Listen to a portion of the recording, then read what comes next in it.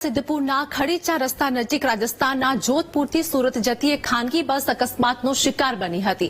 આ દુર્ઘટનામાં બસમાં સવાર 14 મુસાફરોને ઈજાઓ પહોંચી હતી। ઘાયલોને તાત્કાલિક સારવાર માટે સિવિલ હોસ્પિટલમાં ખસેડવામાં આવ્યા હતા, તો બસનો ચાલક આગળ જતી એક કારને બચાવવાનો પ્રયાસ કરી રહ્યો હતો। તે દરમિયાન બસનું સંતુલન ખોરવાતા તે રસ્તા પર પલટી મારી ગઈ હતી। અકસ્માતની જાણ થતાં સ્થાનિક પોલીસ તાત્કાલિક ઘટના સ્થળે પહોંચી હતી અને બચાવ કામગીરી પણ શરૂ કરી હતી।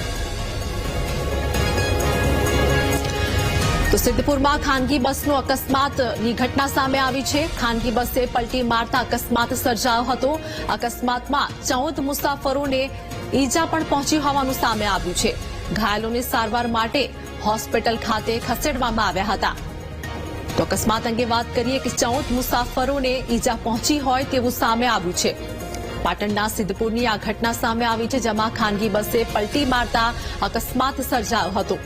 તો બસ ચાલકે સ્ટીયરિંગ પરથી કાબુ ગુમાવતા અકસ્માત થયો હતો, જેમાં 14 લોકોને ઈજા પહોંચી હોવાનું સામે આવ્યું છે। પાટણના સિદ્ધપુરની ઘટના, જેમાં ખડીચા રસ્તા પાસે અકસ્માતનો આ બનાવ બન્યો છે। જોધપુરથી સુરત જઈ રહેલી બસનો અકસ્માત સર્જાયો હતો।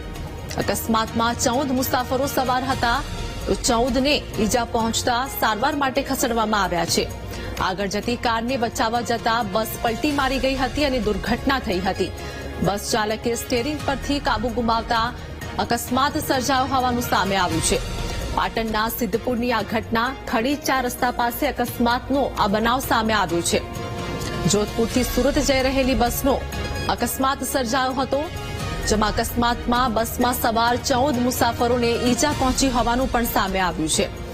આગળ જતી કારને બચાવવા જતા બસે પલટી મારી હતી અને અકસ્માત થયો હતો।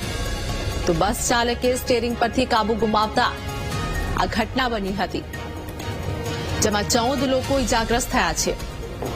તો સિદ્ધપુરના ખડીચા રસ્તા નજીક રાજસ્થાનના જોધપુરથી સુરત જતી એક ખાનગી બસ અકસ્માતનો શિકાર બની હતી। આ દુર્ઘટનામાં બસમાં સવાર 14 મુસાફરોને ઈજાઓ પહોંચી છે।